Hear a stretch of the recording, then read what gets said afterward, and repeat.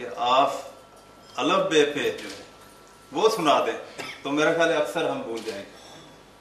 تو اس لیے جیسے الوری صاحب اور باقی معزز صاحب آئے، نشتر صاحب، انہوں نے 100% اردو میں تقریر کی ہے. 100%، 100%. میں نہیں کر سکتا. یعنی ہم بائی لنگول ہو گئے ہیں، یعنی دوسرے لفظوں میں کہ ہم انگلش کے عادی ہو گئے ہیں، اردو اور انگلش مکس کر کے. تو ہم نئی ٹرمنالوجی جو ہے جس کو انگلش کہتے ہیں کہ اردو اینڈ انگلش کا مکسچر، تو اس میں ہماری کمانڈ ہے. اگر آپ کہیں کہ مجھ سے ایکسپیکٹ کریں کہ میں 100% اردو بولوں تو وہ میں نہیں بول سکتا. اس میں الوری صاحب کئی دفعہ تشریف لائے ہیں اور ان سے ڈسکشن بھی ہوتی رہی ہے کہ جی اردو کو کیسے فروغ دینا ہے. ہماری یہ زرعی اور سائنسی کہہ رہے ہیں، میں سمجھتا ہوں کہ ان کو سائنسی کہنا چاہیے، زرعی نہیں کہنا چاہیے. زراعت از آلسو سائنس. پہلے چیز تو یہ ڈسکریمنیشن جو ہے یہ ختم ہونی چاہیے. کیوں ڈاکٹر یوسف صاحب، یہ تفریق جو ہے ڈسکریمنیشن یہ ختم ہونی چاہیے. ہم نے لفظ استعمال کے زرعی و دیگر سائنسی علوم. اچھا دیگر کا نہیں، میں نے سنا ہے زرعی و سائنسی علوم، تو میں سمجھتا زراعت کو نکال دیا تو یہ اس طرح نہ کریں. از اے پیور سائنس. پہلی چیز تو یہ. دوسرا یہ کہ اگر آپ سائنس فاؤنڈیشن کا مینڈیٹ دیکھیں تو this is meant for promotion and popularisation of science in the country. اس میں ہمارا مینڈیٹ بہت براڈ ہے، starting from primary school, secondary, colleges, universities and R&D organisation. We focus on higher education, R&D organization, including your institution. بہت سارے project آپ لوگوں نے کیے ہیں سائنس فاؤنڈیشن کے. اسی طرح اور ادارے جہاں ڈاکٹر صاحب رہے ہیں، نفجی ہے، نایاب ہے، یہ بھی مستفید ہوتے ہیں. نیفا کو ہم نے 8 پروجیکٹ دیے ہوئے ہیں، اس وقت 8 چل رہے ہیں ان کے پروجیکٹ. تو اگر سائنس پاپولرائزیشن میں آئے، ایک تو پروموشن ہے کہ ہم فنڈنگ کرتے ہیں، ٹھیک ہے، جو بھی ہمارے پاس ہے کٹی میں ہم دیتے ہیں یونیورسٹیوں کو R&D. اور دوسری چیز جو سب سے بڑا آسپیکٹ ہے ہمارے پاس وہ ہے پاپولرائزیشن کا، کہ سائنس کو کیسے پاپولرائز کرنا ہے. اسی کے حوالے سے کہ اردو زبان میں اب بچوں کو جو ہم ڈائجسٹ یا کوئی ایسی چیز سائنس کی ایڈوانسز جو ہیں وہ پہنچانی ہے، ڈسٹریبیوٹ کرنی ہے، تو ہم اردو میں ہی اس کو کرتے ہیں. یعنی کالجز میں اور primary school, middle school, secondary school جو ہیں، کیونکہ آپ کے پاس اسکولوں کا نمبر دیکھیں، 2.25 لاکھ اسکول ہیں. یونیورسٹی ہماری 180 ہے. ٹھیک ہے، میں کئی دفعہ کہتا ہوں کہ ہم ہائر ایجوکیشن پہ بہت انویسٹ کیا گورنمنٹ نے اور کرنا بھی چاہیے. ہائر ایجوکیشن جو ہے اس پہ انویسٹ کیا ہے، کرنا چاہیے، وائز اسٹیپ ہے. لیکن ہمیں اسکولوں کو بھی اگنور نہیں کرنا چاہیے. اب اسکولوں کی حالت یہ ہے کہ وہاں میں 1-2 دفعہ پروگرام ٹی وی پہ بھی، باقی بھی ریڈیو والے بھی آ جاتے ہیں، کبھی ٹی وی والے آ جاتے ہیں، تو اکثر کوشچن پوچھتے ہیں کہ جی آپ سائنس کی بات کرتے ہیں، آپ کہیں اسلام آباد کے کالجز اور اسکول کی بات تو نہیں کرتے. آپ گاؤں کا کبھی دیکھا ہے ریموٹ ایریا میں کیا ہو رہا ہے؟ وہاں تو پینے کا پانی نہیں ہے، وہاں کمرے نہیں ہیں. لیکن ٹیلنٹ جو آنا ہے وہ انگرین ایک کریکٹرسٹک ہے، اللہ تعالیٰ کی دی ہوئی بلیسنگ ہے، وہ کہیں سے بھی اٹھ سکتا ہے. اب ہم نے ایک پروگرام شروع کیا 1.5 بلین کا، یہ PSDP کا پروگرام تھا، اور VN 2025 جو ہے اس کا پارٹ ہے. اس کا نام ہے پروگرام کا سائنس ٹیلنٹ فارمنگ اسکیم. اور اس کا مقصد یہ ہے کہ ہم نے ٹیلنٹ کو، ان کی ڈائریکشن کو ڈائیورٹ کرنا ہے کہ وہ سائنٹسٹ بنے، نہ کہ صرف کہیں جی پیرنٹس ہم نے تو ڈاکٹر اور انجینئر ہی بنانا ہے، اگر نہیں بنے تو ہم مر گئے یا ہمارے بچے جو ہیں وہ بھی ختم ہو. یہ نہیں بات. دیکھیں ماشاءاللہ آپ میں سے ایگریکلچر سائنٹسٹ ہیں، باقی بھی ڈسپلن میں سائنٹسٹ ہیں، اور بڑے بڑے نامور سائنٹسٹ ہیں. وہ कभी भी उनके पास कोई 5 डॉक्टर भी हो तो ठहर नहीं सकते, या इंजीनियर जो है वो ठहर नहीं सकते। तो इसलिए ये एक स्कीम जो है उसमें हमने ये बाकायदा, मैंने अपने स्टाफ को भी कहा है, बाकी भी मिनिस्ट्री में भी हमारी डिस्कशन होती रही है कि इसको हम उर्दू में ट्रांसफॉर्म करें जितनी भी। अब हमने एक LMS सिस्टम है, लर्निंग मैनेजमेंट सिस्टम, वो डिजिटाइज सिस्टम है। हम बाकायदा बच्चों को इंस्ट्रक्शन देते हैं कि आपने अगर कोई प्रैक्टिकल परफॉर्म करना है तो उसकी ये होगी। तो उसमें मैंने दोनों लैंग्वेजेस में करवाया। तो इसी तरह जितना भी लिटरेचर हम डिस्ट्रीब्यूट कर रहे हैं, हम उर्दू में और इंग्लिश में दोनों लैंग्वेजेस में कर रहे हैं।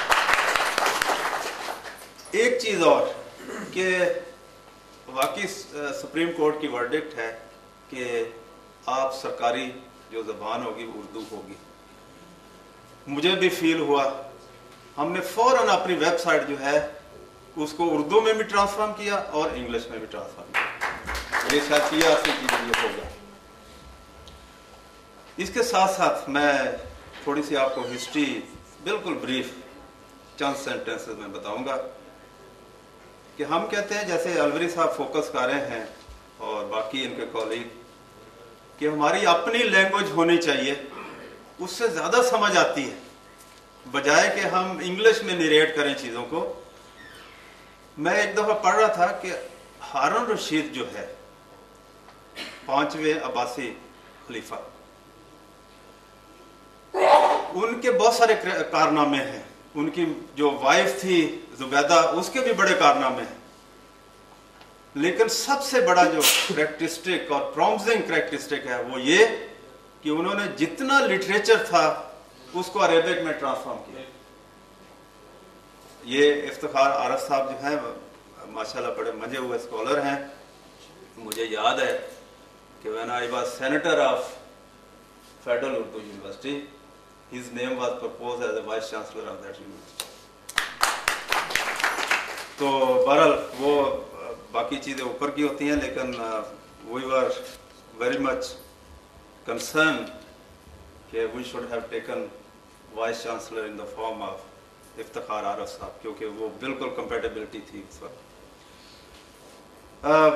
तो मैं बात कर रहा था हारून रशीद की, कि हारून रशीद का सबसे बड़ा कारनामा जो है कि उसने तमाम literature, English, French, German, Dutch, किसी भी लैंग्वेज में था तो वो उसने उसको ट्रांसलेट करवाया अरेबिक, अपनी लैंग्वेज।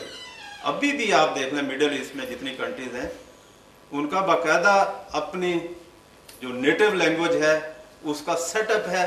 फौरन इंग्लिश की बुक आती है, फ्रेंच की आती है, उसको ट्रांसलेशन में भेज देते हैं, वो उसको अरेबिक में करेंगे ताकि जो उनको अपनी नेटिव लैंग्वेज में समझ आएगी वो किसी और लैंग्वेज में समझ नहीं आ सकती। तो मैं इसलिए ये एडवोकेट करूँगा कि जो अलवरी साहब ने जिस चीज़ पे फोकस किया है ये बड़ा प्राइम फोकस है और ये मीनिंगफुल एक्टिविटी है, इसको हमें करना चाहिए। हाँ, एक चीज़, क्योंकि ये पहले भी एक दौर आया, किश्वर नहीर साहबा थी, मेरा ख्याल आपकी कॉलेज है इफ्तिखार आरफ साहब, वो एक दफ़ा यूनिवर्सिटी में आई तो वो भी she was also advocate of Urdu language के ये होने चाहिए। हमने चंद किताबें जो है देखी साइंस की पर्टिकुलरली,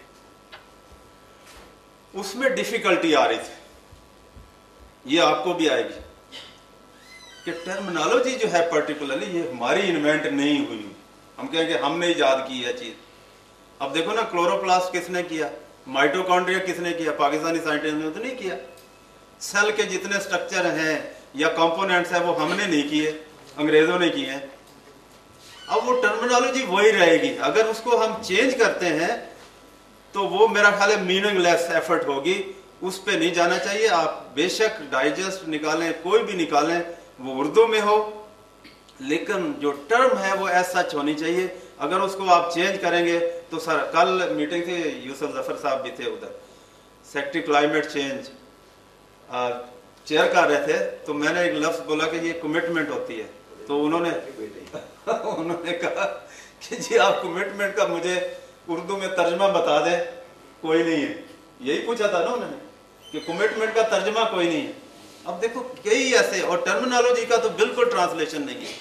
अब जैसे मसलन उस वक्त हम बच्चे मुझसे छोटे जब बच्चे थे पूछते हैं कि अब वो नफूज पजीर झिल्ली और गैर नफूज पजीर झिल्ली और गैर परवरदा और दर परवरदा, इसका क्या मतलब है?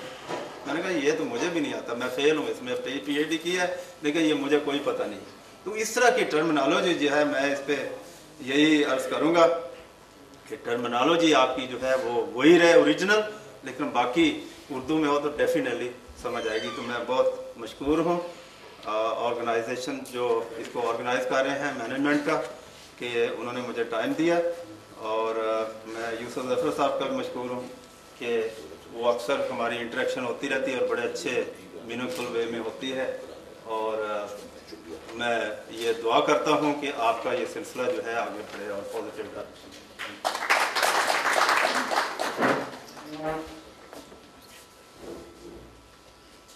हमारी आप की अक्सर लोगों के का बचपन और जवानी इफ्तिखार आरिफ के साथ गुजरी है, और ये शख्सियत तारुफ की मोहताज नहीं है। वो उलूम व मारिफ के आरिफ हैं और हम सब के लिए बड़े से इफ्तिखार हैं। इनकी सबसे बड़ी खूबी जो है वो इनकी सच्चाई है। और मुझे इन्हीं का एक मिसरा याद आता है जो हम सब का मसला है कि हवा से लुक़्मा तर खा गई लहजे का जमाल, काश ये बीमारी हमसे दूर हो जाए तो हम सब कामयाब हो जाएं।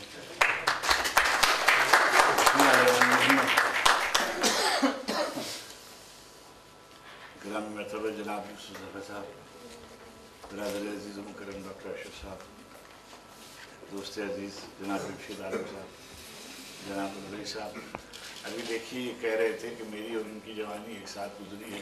खुदा न करे कि मेरी जवानी इनके साथ गुजरी हो। मैंने बहुत अच्छा वक्त गुजारा है। आप तो मुझसे बहुत छोटे हैं माशाल्लाह, आप तो कोई अल्लाह आपको सलामत रखे। असल में ये जो आज की इस, पहले तो बहुत ही शर्मिंदा हूँ और बहुत ही माज़रत तलब हूँ कि मैंने वादा कर लिया था और मैं बिल्कुल मुझको 2 तकरीरें भी मुहैया कर दी गई थी पढ़ने के लिए, और जब यहाँ आ रहा था तो मुझे मालूम हुआ कि मुझको पेश होना है पब्लिक अकाउंट्स कमेटी के सामने, और वहाँ से हुक्म ये था कि जो इदारे का सरबराह हो वही आए और कोई दूसरा आदमी ना आए। मैंने मालूम चाहिए मगर वो हुक्म हुआ और जाना मेरी मजबूरी थी कि मुझे वहाँ जाना पड़ गया और आपसे शर्मिंदा होना पड़ा। बहुत ही माजरत काम और आपसे माफ़ी का खास कर। और यहाँ पहले मेरे एक दोस्त इस इदारे से वाबस्ता थे तो 2-1 दफ़ा यहाँ आना हुआ था। अब्दुल्ला मलिक साहबजादे जी हाँ, तो वो फैसलाबाद वाले कैंपस में थे, फिर वो यहाँ आ गए थे। मुझको ये नहीं अंदाज़ा था कि अलवरी साहब ने इस कदर काम कर रखा है और इतनी संजीदगी से इस काम की तरफ तवज्जो देते हैं और इतना इन्हमाक है इन्हें। मैंने ये आम तौर पे देखा है कि जो बाज़-औक़ात ये जो सरकारी अफसर होते हैं इस तरह के, मैं तो अपने आप को उससे अलहदा रखता हूँ, मेरा तो उससे कोई डॉक्टर साहब बताएंगे कि जब मुझको नामज़द किया गया था बहैसियत वाइस चांसलर के, तो मैंने उससे माज़रत कर दी थी और मैंने गुजारिश की थी कि मैं कराची में मरना ज़रूर चाहता हूँ मगर मैं मारा नहीं जाना चाहता। तो वो असल में बहुत ही अच्छा काम, मुझे नहीं अंदाज़ा था कि इन्होंने इस कदर गोया इनकी जो वाबस्तगी है ज़बान के साथ और उर्दू के साथ वो इस कदर गहरी और इस कदर आमतौर पर ये काम एक तरह का जुनून चाहता है और एक तरह का पागलपन चाहता है, और अगर उसके बगैर हमारे ज़माने में एक साहब होती थी और हम उनका उस ज़माने में बहुत मजाक उड़ाते थे। علامہ مشرقی کے ایک صاحبزادے تھے اور وہ اکیلے انہوں نے ساری سڑک کراچی کی ساری دیواروں کو گندا کر رکھا تھا تحریک نفاذ اردو کر کے. اس پہ ہر جگہ شفاف تحریک اس کا نام رکھا ہوا تھا اور اردو کے نفاذ کے لیے وہ کوششیں کرتے رہتے تھے. اور میں ٹی وی میں اس سے ملازم تھا تو میرے پاس بھی کئی دفعہ تشریف لائے تو میں نے کہا کہ آپ اچھا ظاہر ہے کہ وہ ایک بار بڑے باپ کے بیٹے تھے تو میں نے ان سے عرض کیا کہ آپ نے کچھ کام کیا ہوا ہے. انہوں نے کہا کہ جی ہاں میں نے کیا ہوا ہے. تو کہنے لگے کہ دیکھیے میں نے جو راکٹ ہے اس سے نہیں پتہ چلتا کہ یہ راکٹ کہ کیا مفہوم ہے تو میں نے اس کا اردو کا ترجمہ کیا ہے لپکشے. تو میں نے کہا کہ اس سے آپ کو اندازہ ہوگا کہ یہ لپکشے میں کیا میں نے معنی رکھ دیے ہیں وغیرہ وغیرہ. تو اس کو کبھی ہم نے سنجیدگی سے نہیں لیا. سچی بات یہ ہے کہ اردو کے نفاذ کے مسئلے کو قائد اور ان کے رفقائے کار کے بعد سنجیدگی سے کسی نے نہیں لیا. یعنی عام طور پر اب یہ لمبی تقریروں کا موقع نہیں ہے اور کچھ تھوڑا بہت میں نے اس سلسلے میں دفتری ضرورتوں کے تحت شاید اتنا نہیں لیکن جتنا اپنے ذاتی میلان کے سبب اس کو پڑھا ہوگا. مسلم لیگ کے جو پرانی قراردادیں ہیں اس وقت سے لے کر اور اب تک بہت قائد آخر وقت تک بہت کچھ اردو کے حوالے سے کہتے رہے اور اقبال کہتے رہے اور باقاعدہ ایک ایسا مسئلہ تھا جو قیام پاکستان کی تحریک میں جہاں اور دین کے علاوہ اور اسلام کے علاوہ جو دوسرا بنیادی مسئلہ تھا وہ زبان کا مسئلہ تھا اور آج بھی وہ اسی طرح سے ہے. اور مثلا جیسے ہی قیام پاکستان سے جس بات کو مسئلہ بنایا جاتا ہے اور بدنصیبی کی بات یہ ہے کہ ہمارے سرکاری دفتروں میں کام کرنے والے لوگ بھی بعض دفعہ جس کو ہم اردو میں کہتے ہیں کھیل جاتے ہیں دوسروں کے ہاتھوں میں. فروری کی کسی تاریخ کو مادری زبانوں کا دن عالمی سطح پر منایا جاتا ہے. اب کسی نے یہ غور نہیں کیا کہ یہ جو فروری کی 18 تاریخ کو مادری زبانوں کا دن منایا جاتا ہے دراصل یہ قائد کی تحریک کے قائد کی تقریر کے پس منظر میں حالیہ بنگلہ دیش سے پیشتر ہندوستان اور روس کے سیاسی حلقوں کی طرف سے یہ قرارداد یونیسکو میں اور کسی اور سطح پر پیش کر کے اس کو مادری زبانوں کا دن قرار دیا گیا اور اس کا پس منظر یہ تھا.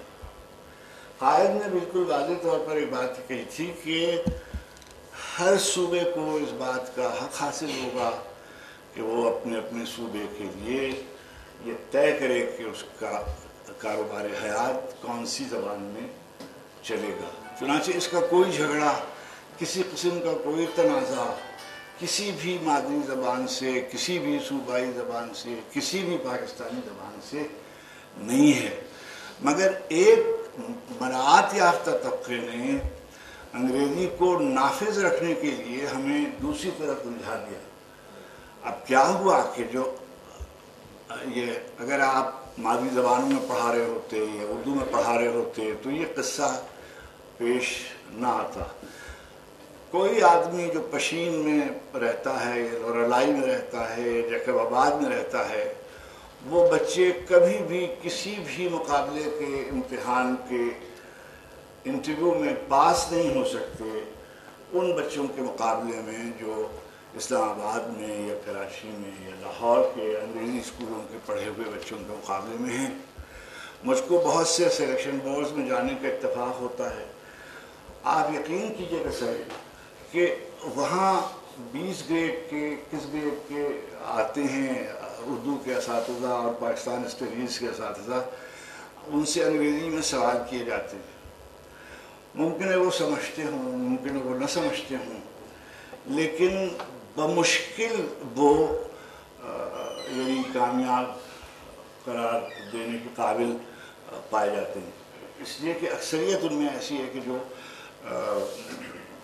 اپنے آپ کو صحیح طور پر پیش نہیں کر پاتی ہے انگریزی زبان۔ اچھا وہ کر سکتی نہیں ہے، یعنی اگر تمام صلاحیتیں، میں غریب طبقے سے تعلق رکھتا ہوں اور ایک مزدور گھرانے سے میرا تعلق ہے، اور واقعی میرے بزرگ محنت مزدوری کر کے اپنا رزق حاصل کرتے تھے، میرے یہاں تو کوئی انگریزی نہیں بولتا تھا، تو گھر میں جب اردو بولی جائے گی اور جب دوست اردو بولیں گے اور جب محلے والے اردو بولیں گے، میں جانتا ہوں اور آپ مجھ سے بہتر جانتے ہیں کہ آج کل اردو بھی، انگریزی بھی اردو میں پڑھائی جا رہی ہے، یعنی لڑکے انگریزی پڑھا رہے ہوتے ہیں، فرانسیسی پڑھا رہے ہوتے ہیں اردو میں، تو یہ صورت احوال ہے۔ تو گزارش میری ہے کہ ایسے میں اردو کا جو ہدف ہے، اردو کے جو مقاصد ہیں ان کا حاصل کرنا، اب یہ ایک نیا قصہ گزشتہ سنجیدگی سے شروع ہوا ہے، اور وزیر اعظم کی سطح پر، ان کی وزارت کے سطح پر، اور جو اقدامات کیے گئے ہیں اس میں مجھے شبہ نہیں ہوتا کہ اس میں کسی قسم کا کوئی نیت کو دخل نہیں ہے۔ اب کوشش یہ کی جانی چاہیے، بہت سے مسائل ہیں، یہ بہت آسان کام نہیں ہے، 70 برس بعد ایک فیصلہ آ رہا ہے عمل درآمد کے لیے۔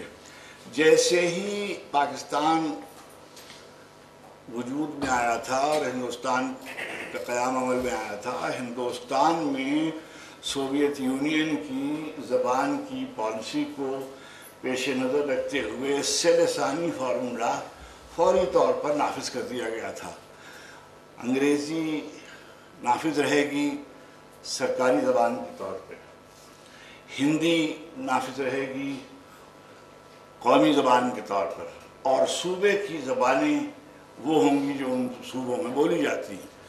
کنڑ، ملیالم، تیلگو، پنجابی، یہ سب زبانیں ان کے اپنے اپنے علاقوں میں بولی جاتی ہیں، وہ بھی تو 3 زبانوں کا فارمولہ رائج رہے گا جیسے سوویت یونین میں تھا۔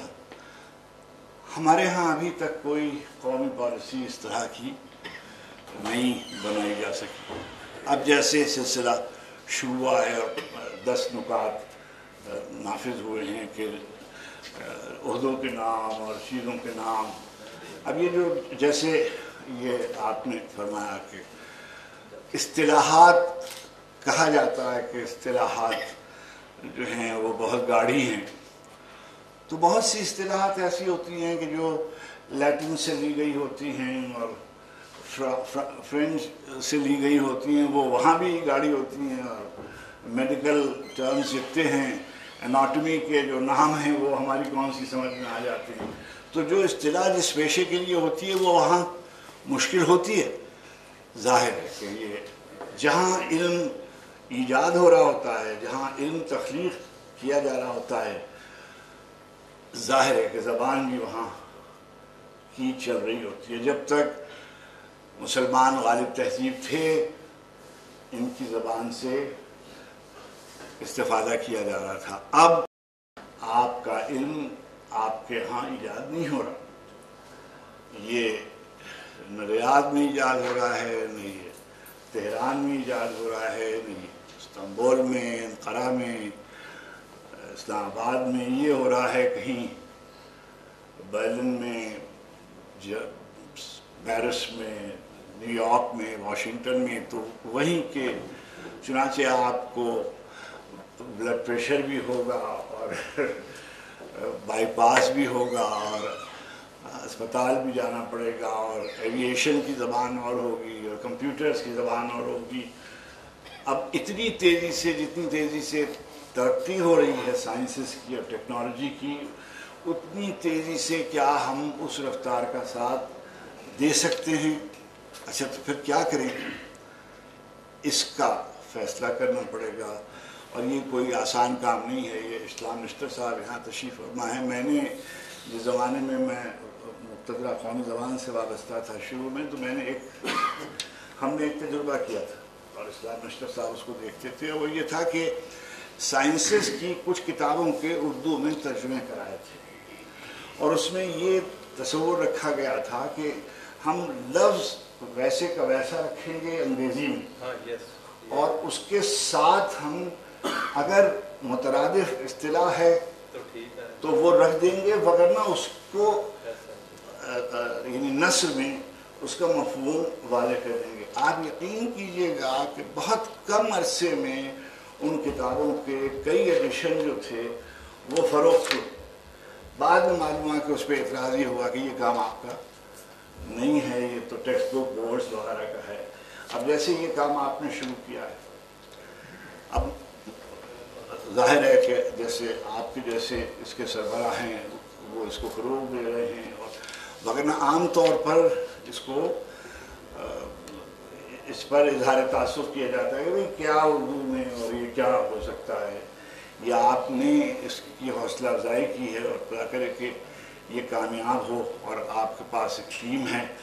مجھ سے جب جمشید عالم صاحب نے یہ فرمایا اور حکم دیا، ہم نے تراجم کے سلسلے میں کچھ چھوٹا موٹا کام کر رکھا ہے، کوئی 750 کے قریب کتابیں مقتدرہ نے شائع کی ہیں۔ اس میں فرہنگیں بھی ہیں، اس میں لغات بھی ہیں، اس میں اصطلاحات بھی ہیں۔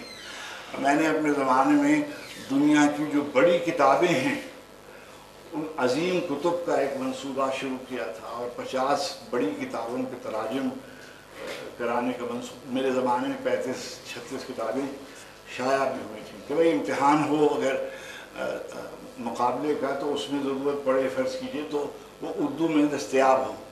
اب ظاہر ہے کسی بھی آپ ایک کتاب کو اٹھا لیجئے، آپ کہہ سکتے ہیں کہ بھئی یہ تو اصطلاح یہ ٹھیک نہیں ہے، یہ ترجمہ ایسے ہو سکتا تھا، ایک سے زیادہ طریقے سے ترجمہ ہو سکتا ہے، غلط بھی ترجمے ہو سکتے ہیں۔ بلا تشبیہ ایک بات میں آپ سے عرض کرتا ہوں، قرآن حکیم کے ہزاروں ترجمے موجود ہیں، ظاہر ہے کہ اس میں کوئی ابہام نہیں ہے، اس میں کوئی، لیکن آپ اپنے طور پر ایک جملے کے ایک آیت کا ترجمہ کرتے ہیں، کوئی دوسرا کسی اور طریقے سے کرتا ہے۔ بسم اللہ الرحمن الرحیم کے کتنے تراجم انگریزی میں اور اردو میں آپ دیکھتے ہیں، ترجمے مختلف ہو سکتے ہیں، آسان ہو سکتے ہیں۔ پھر یہ سہل، ایک اور قصہ شروع ہوا ہے کہ سہل، یہ زبان سہل ہونا چاہیے، مشکل نہیں ہونا چاہیے۔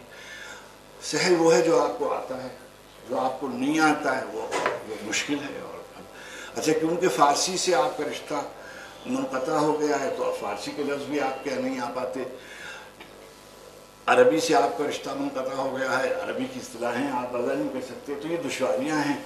لیکن میں سمجھتا ہوں کہ اگر کام کیا جائے اور کسی نہ کسی جگہ سے، کسی نہ کسی سطح سے تو کام شروع ہونا ہے۔ اور الولی صاحب آپ کی بہت مہربانی کہ آپ نے یہ جو ترجمے والا قصہ شروع کیا ہے، یہ بھی بنیادی اہمیت کا حامل ہے، اس لیے کہ اگر یہ جس کو ہم کہتے ہیں معیار بندی، یہ میں نے معیار بندی کا لفظ 6-7 فاقوں میں یاد کیا ہے، اس لیے مسلسل میں سوچتا ہوں کہ ایک اسٹینڈرڈائزیشن جو ہو رہا ہے ہمارے ہاں، جو مختلف ترجمے ہو رہے ہیں، اس کے لیے ایک مجلس استناد ہے جس میں الولی صاحب بھی ہیں اور جمشید عالم صاحب کی رہنمائی میں اس کو کرتے ہیں کہ یکساں طور پر اصطلاحیں وضع کی جا سکیں۔ تو میں سمجھتا ہوں یہ بہت بڑا قدم ہے، اور مجھے تو دیکھ کے بہت خوشی ہوئی، اور اللہ آپ کے اس کام میں اور برکت دے اور آپ کے حوصلے رہیں، اور آپ کو اسی طرح سے اپنے جو سربراہ ہیں ان کی رہنمائی اور آپ کے رفقا کی معاونت رہے۔ ہم بھی آپ کی ہر خدمت کے لیے حاضر ہیں، اور جب بھی آپ کو ادارے سے کوئی مدد، تعاون، کوئی رہنمائی تو آپ ہی کریں گے، چاہیے تو ہم حاضر ہیں۔ بڑی مہربانی، بہت ایسا فرمائش ہے کہ 12واں کھلاڑی، ابھی 12واں کھلاڑی سنا کہ میں خود اپنے آپ کو جانے کیا محسوس کرنے لگا ہوں۔ جس ٹی وی پہ جاتا ہوں اب وہ مجھے کہتے ہیں، اچھا وہ اس لیے کہ جب ہم بھی کسی وقت جوان تھے تو اس وقت میں نے یہ نظم لکھی تھی۔ ابھی میں آپ بتائیے، مشرقی پاکستان کے رمیے کے حوالے سے بات ہو رہی، اور وہ جو ٹی وی والے تھے انہوں نے سے کہا کہ میں 12ویں کھلاڑی سناتا ہوں. اب میں نے جب کہا تو فتح محمد نئی صاحب فرمانے لگے کہ یہ جو یحییٰ خان تھا یہ 12واں کھلاڑی تھا. اچھا میں نے کہا کہ یہ جو ہے یہ پھنسوانے والی بات ہے, مگر آپ کا حکم ہے تو میں سنا دیتا ہوں.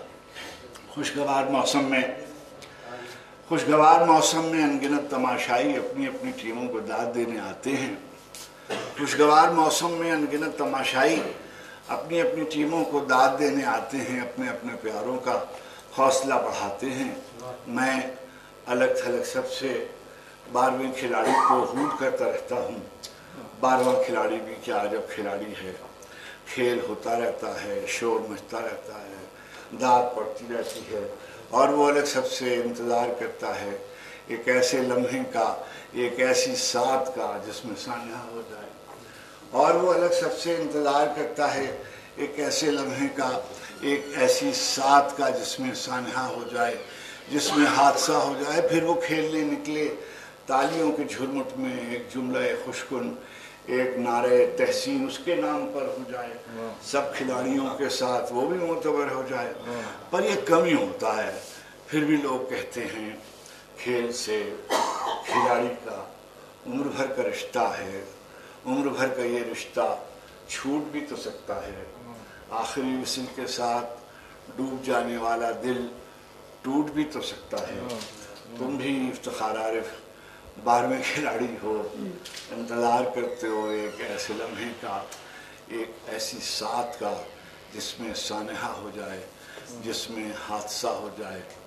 تم بھی افتخار عارف, تم بھی ڈوب جاؤ گے, تم بھی ٹوٹ جاؤ. بڑی مہربانی.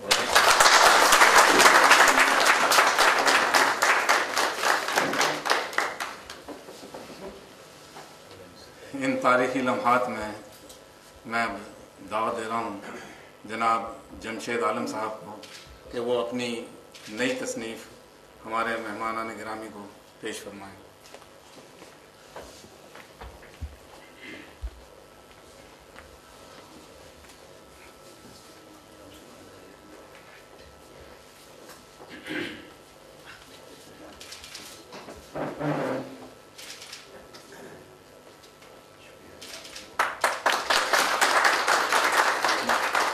جناب مظفر حسین صالح صاحب سے درخواست گزار ہوں کہ وہ بارانی یونیورسٹی کی کتابوں کا سیٹ ہمارے مہمانوں کو.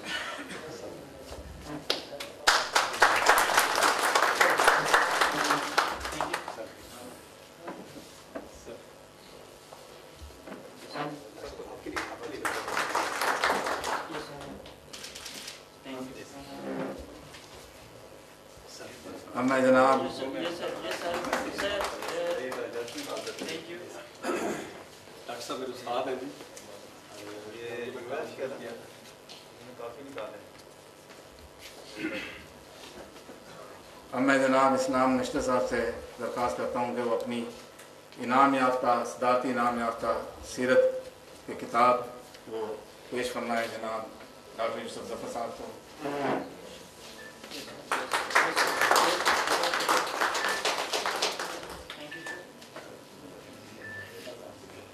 اب یہی کتاب وہ پیش فرمائیں گے جناب ڈاکٹر محمد اشرف صاحب.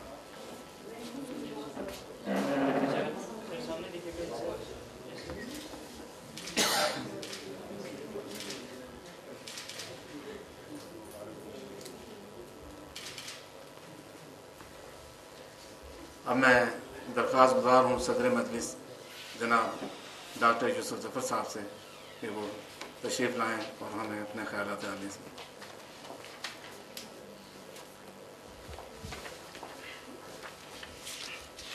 شروع اللہ کے نام سے جو نہایت مہربان اور رحم کرنے والا ہے. میں صبح بڑے انعامات سے اور وقت سے پہلے یہاں آ گیا تھا. زندگی کی بہت بڑی خواہش پوری ہونے چلی تھی, وہ الحمدللہ پوری ہو گئی ہے. کسوٹی سے لے کے اور یہ 12ویں کھلاڑی اور جو جوانی کا رومانوی دور ہے, اس میں بہت کچھ اردو ادب سے اس دور میں چونکہ انقلابی تحریکوں کا وقت تھا, میرا ہمسائے حسین نقی تھے، عبداللہ ملک صاحب میرے گھر کے سامنے رہتے تھے ماڈل ٹاؤن میں، اور منیر نیازی صاحب میرے رشتے دار ہیں، اور اختر الشعرپوری میرے سگے پھپھا تھے. تو اردو ادب سے شروع سے شغل رہا ہے، اور بے تحاشا اس زمانے میں کتب بینی کا چونکہ شوق تھا، کمپیوٹر نہیں تھا، موبائل نہیں تھے، اور سارے ڈائجسٹ جو ہیں اس کو جو اردو ڈائجسٹ سے کام شروع ہوا، پھر سیارہ ڈائجسٹ آ گیا، پھر حکایت عنایت اللہ صاحب کی آ گئی، قندیل آ گیا، اور زیب النساء، حور، ہم کوئی رسالہ چھوڑتے نہیں تھے. تو الحمدللہ اردو سے شغف ہے. اردو کی اپنی چاشنی، اپنی مٹھاس، اس میں وسعت، اس کے اندر گہرائی، ایک اتنی بڑی بات کو ایک لفظ، فکرہ تو نہیں، ایک لفظ میں ادا کرنے کا جو اس زبان کے اندر جو حکمت ہے وہ شاید کہیں اور نہ ہو. میں نے صبح بھی سر کہا تھا کہ جتنی بھی جگہ اللہ پاک نے میں بھیجنے کا موقع ملا، کوئی 60-70 ملک میں گیا ہوں، لیکن ان ملکوں میں چاہے ازبکستان ہو جہاں میں پچھلے ہفتے گیا تھا، تمام علوم سائنسی جو ہے، چاہے فارمیسی ہے، انجینئرنگ ہے، میڈیکل ہے، سب ان کی ازبک زبان میں. تو قومیں وہی ترقی کرتی ہیں جن کو اپنی زبان پہ، جو اپنی زبان کو لے کے چلیں. ہم لٹریسی ریٹ یہ نہیں کہتے ہیں کہ کتنے لوگوں میں ہے. تو اگر ایران میں آج 100% لٹریسی ریٹ ہے تو اس کی وجہ یہ ہے کہ ہر چیز فارسی زبان میں ہے. ان کا میڈیکل بھی، ان کا ایویشن بھی، ہر چیز، ہر نوٹس، ہر جگہ فارسی زبان میں. اور اس کے ساتھ ساتھ یہ بھی میں نے کہا اس کا دوسرا پہلو یہ ہے کہ ان قوموں کی 3-3 ہزار کی تاریخ ہے. ہم لوگ جو جس مسئلے کا شکار ہیں وہ یہ ہے کہ اپنی، جس طرح آپ نے سہ لسانی کی زبان کی بات کی ہے، وہ اس کانفلکٹ نے اس چیز کو کسی وجہ سے روکے رکھا ہے. اور دوسری بڑی وجہ جو آپ نے فرمائی وہ غیر توجہ اور غیر جو ہے سنجیدہ سوچ کا عمل دخل ہے. ہماری بیوروکریسی چونکہ ایک مراد یا طبقے پہ مشتمل ہے اور وہ یہ نہیں چاہتی کہ اس میں کسی اور کا عمل دخل ہو، تو اس لیے کبھی بھی ان کی طرف سے کوشش نہیں ہو پائے گی کہ یہ اس نظام کو بدلے، کیونکہ ایسا نظام جس میں وہ مراد یافتہ ہوں اس کو تبدیل کرنے کی کوئی ضرورت نہیں ہے. تو ہم لوگ انشاءاللہ یہ ہمارے ادارے کی طرف سے سب سے پہلے تو سر میں اور اپنے تمام میرے ساتھی جو یہاں موجود ہیں اور جو اپنے دفتر میں اس وقت موجود ہیں، آپ کا تہ دل سے شکر گزار ہیں کہ آپ اتنی عظیم شخصیت وہ یہاں ہمارے ادارے میں تشریف لائے. انشاءاللہ آپ کو دوسرے اور حوالے سے بھی انشاءاللہ تکلیف دیتے رہیں گے. اور آپ کی جو پوری ٹیم آپ مقتدرہ کی آئی ہے، ہم ان کے بھی، جمشید عالم صاحب کے، اسلام نشتر صاحب کے، اور بھی جو سارے ساتھی آئے ہیں، مظفر چند سالک صاحب، اور ان سب کے ہم تہ دل سے شکر گزار ہیں کہ ان لوگوں نے محنت سے، پہلے تو اسلم علوی صاحب کی قیادت میں انہوں نے یہ سارا مرتب کیا، اور بڑے دنوں سے مجھے کہہ رہے تھے کہ جی اس کو کرنا ہے، اور ہم نے اس میں بڑا جوش و جذبہ تھا. صبح کے میں نے دیکھا ہے کہ صبح کے جو مجالس تھیں 2، اس میں بھرپور شرکت تھی. تو میں سر آپ کو سب سے پہلے تو بہت شکر گزار ہوں، اور میں اپنے دوست اور اپنے ساتھی ڈاکٹر اشرف صاحب کا بھی کہ یہ بھی مصروفیت کے باوجود یہاں تشریف لے کے آئے. اور ان کا چونکہ ادارہ پاکستان میں سائنس کی ترقی کے لیے، اس ادارے کا میں تو ہمیشہ کہتا ہوں یہ اس نے نا ہمارے سائنسدانوں کو بڑے ابتلا کے دور میں بھی ہمیشہ آکسیجن مہیا کی ہے. یہ جب ملک میں بہت شدید پیسوں کی کمی تھی، پروجیکٹوں کی، تب بھی یہ لوگوں کو چاہے تھوڑا صحیح، تمام جو ہماری جامعے ہیں ان کے پروفیسروں کو، ان کے اسسٹنٹ پروفیسروں کو کوئی نہ کوئی پروجیکٹ دے کے سائنس کا کاروبار پاکستان میں چلاتے رہے. آج پاکستان میں جو سائنس کی گہما گہمی ہے، وہ جو عطاء الرحمان صاحب کی وجہ سے جو تبدیلی آئی ہے یونیورسٹی کے نظام میں، تو اس میں پی ایس ایف کا بڑا بنیادی رول ہے، اور وہ شروع سے رہا ہے. وہ اچانک نہیں ہو گیا، جب سے اپنے قیام سے لے کے آج تک وہ ایک مسلسل ترقی کرتا جا رہا ہے، چاہے سلو صحیح، لیکن وہ ترقی کی جانب گامزن ہے. اس میں اشرف صاحب نے آ کے اس میں یہ جو ٹیلنٹ فارمنگ ہے یہ ساری چیزیں شروع کی ہیں، تو ہماری پوری امید ہے کہ انشاءاللہ اس سے ملک میں جو سائنس ٹیلنٹ میں جو ہے اس کو قائم کرنے میں مدد ملے گی۔ ملک میں سر سائنسدانوں کی کمی نہیں ہے، آپ نے پتہ ہے کہ اتنے شدید جو سینکشن جسے کہتے ہیں پابندیوں کے باوجود اسی ملک میں اسی لوگوں نے ایٹم بم بنایا، میزائل بنائے۔ تو میرا کہنا یہ ہمیشہ ہوتا ہے کہ جہاں حکومت کی توجہ ہو تو پابندیوں کے باوجود، پیسوں کی کمی کے باوجود ایک آپ اگر نے، کیونکہ میں ڈاکٹر کوثر کے ساتھ چونکہ میں نے 28 سال کام کیا ہے کوثر عبداللہ ملک کے ساتھ، تو آپ اگر ہماری جو ہائی ٹیک لیب ہے اٹامک انرجی کی آپ دیکھیں تو آپ کو چاہے خوشاب میں ہے چاہے چشمہ میں ہے، آپ اندر جا کے یہ نہیں کہہ سکتے کہ یہ امریکہ کا حصہ ہے یا پاکستان کا حصہ ہے۔ تو میرا ہمیشہ ان سے آرگومنٹ چیئرمین صاحب سے یہ ہوتا تھا کہ جتنا پیسہ اور جتنی توجہ اور جتنی جو فوج اور حکومت اپوزیشن ان سب کی متفقہ رائے سے جتنا پیسہ اس کام میں مل رہا ہے، اگر اس کا 1/10 بھی زراعت، صحت اور تعلیم کو ملے تو پاکستان میں خود بخود انقلاب آ جائے گا۔ تو آپ بنیادی وجہ جو عدم توجہ کی ہے کہ اگر ہم اتنی، یعنی ایک ایسا وقت تھا سر کہ ایپل کا کمپیوٹر لانے کا اگر PIC کا نام لکھا ہے تو وہ commerce department of the US وہ اس کا لائسنس ایپل کمپنی کو بیچنے کے لیے نہیں دیتا۔ تو کجا کہ آپ کے پاس کمپیوٹر کے کوڈ ہوں، کجا آپ کے پاس دنیا کی بہترین سینٹریفیوجز ہوں جو ساری امریکن ہیں، بیک مین کی ہیں، جو سارے پمپس ہیں وہ جرمنی کے ہیں، جتنے کیمیکل وغیرہ کی دوسری چیزیں ہیں وہ بیلجیم سے آئی ہیں۔ اب ساری چیزوں کو اکٹھا کرنا، ملک میں ہیوی واٹر بنانا، ملک میں پلوٹونیم بنانا، تو اتنی جو ترقی ہوئی ہے تو وہ اس لیے ہوئی ہے کہ حکومت نے مسلسل ہر دور میں، چاہے وہ ماشاء اللہ دور تھا، جمہوریت کا دور تھا، نون تھی، کاف تھی، فے تھی، جیم تھی، وہ یہ کام چلتا رہا اور وہ مشترکہ کوششوں سے اور حکومت کی توجہ سے، لوگوں کی فل سپورٹ سے یہ کام یہاں تک پہنچا۔ تو اگر یہ کام اردو میں زبان کے لیے کیا جائے، تعلیم کے فروغ کے لیے کیا جائے، سائنس کے لیے کیا جائے، زراعت کے لیے کیا جائے تو ملک میں خود بخود خوشحالی آ جائے گی۔ آج اگر وزیر اعظم ہفتے میں 10 میٹنگز لیتے ہیں انرجی کے لیے، ویری مچ وریڈ، وہ چاہتے ہیں کہ لوڈ شیڈنگ ختم ہو جائے، وہ چاہتے ہیں کہ ملک میں ہر گھر میں بجلی ہو، اور انہوں نے الیکشن میں وعدہ کیا ہوا ہے۔ لیکن دوسری طرف زراعت کی کوئی میٹنگ ہے یا کپاس کی میٹنگ ہے وہ 1 سال نہیں ہوتی۔ یہ سائنس کا جو بورڈ ہے اس کے پتہ لگا جی 3 سال ہو گئے اجلاس نہیں ہوا۔ تو بہت سے ایسے کام ہیں، تو جہاں حکومت کی توجہ ہوگی وہ کام آگے چلیں گے۔ تو ہمارا اس فورم سے بھی حکومت سے یہی ہوگا مطالبہ کہ بھی اس کام کو آگے بڑھانے کے لیے سنجیدگی سے کوشش کی جائے۔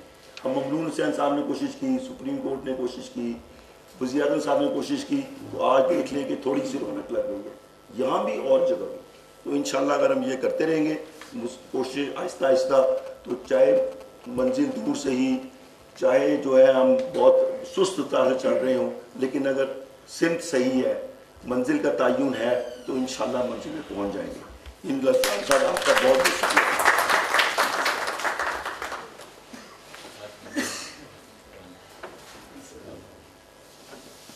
علامہ اقبال نے ہماری انہی معذوریوں اور مجبوریوں کے پیش نظر زرعی زبان میں کہا تھا، زرعی زبان میں، کہ صنوبر باغ میں آزاد بھی ہے، پابگل بھی ہے۔ صنوبر باغ میں آزاد بھی ہے، پابگل بھی ہے، انہی پابندیوں میں حاصل آزادی کو تو کر لے۔ یہی آج کی اس تقریب کا پیغام ہے۔ میں آپ تمام دوستوں کا، اپنے مہمانان گرامی کا شکر گزار ہوں، اپنے ٹیم کا، اور باقاعدہ رسمی شکریہ کے لیے میں دعوت دے رہا ہوں جناب ڈاکٹر ندیم امجد صاحب کو، جو آج سارے دن جنہوں نے ہمارے ساتھ گزارا ہے اور اس تمام ایکسرسائز کو انہوں نے سپروائز کیا۔ بسم اللہ الرحمن الرحیم۔ اگر مجھے اجازت ہو تو ان کی میں اسی بات سے، یہ نشست نہ جانے کیوں میرا دل اس پہ مائل رہا کہ میں بیٹھوں اور اس میں کنٹریبیوٹ کروں جتنا بھی ہو سکے۔ لیکن یہ دل کی گہرائی سے، ایک تو ویسے جملے میں لوگ کہہ جاتے ہیں، لیکن نہ جانے بس میں نے کہا کہ بیٹھوں اور اس کے اندر اپنے تئیں جو بھی کچھ ہو سکے تو ضرور پیش کروں. ایک لمحہ رائٹ فرام شروع سے پہلے سیشن کے اندر بھی سر بہت اچھی نشست، بہت ہمارے سائنٹسٹ اور اسٹوڈنٹس اور وزراء سے اور اسپیشلی جو مندوبین آئے ہیں، ان کی محنت اور لگن، اس سے میں بہت متاثر ہوا. مجھے تھوڑا سا بچپنا بھی اس میں یاد آیا. علوی صاحب سے میں ایک ذکر کر چکا تھا. 7ویں 8ویں درجے میں جب میں تھا تو اس وقت اپنے محلے کے اوپر ہم نے اسی طرح کی ایک ایسوسیشن تو نہ کہا جائے، جناح چلڈرن ویلفیئر سوسائٹی کے نام سے ترتیب دی تھی. ابصار عبدالعلی صاحب ہمارے سرپرست تھے، اور اس کا مجھے پہلا فنکشن یاد ہے. وزیر اعلیٰ خالد صاحب مجھے وہ باقاعدہ اس کے پروگرام میں آئے تھے. یہ قائد اعظم رحمۃ اللہ علیہ کے پروگرام کے اندر ہم نے ان کو دعوت دی تھی.